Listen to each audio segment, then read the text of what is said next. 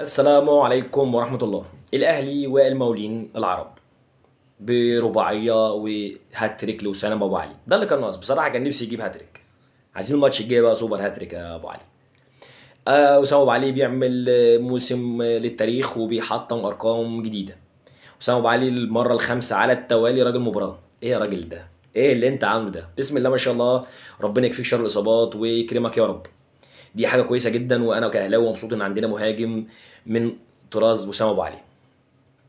دوس وان شاء الله ربنا يكرمك واللي جاي احسن وليك مستقبل كبير. صدق نفسك، انت جامد. بسم الله ما شاء الله. ربنا يكرمك يا رب. الاهلي بيفصلوا عن التتويج بالدوري ال 44 نقطه واحده ان شاء الله يوم الخميس.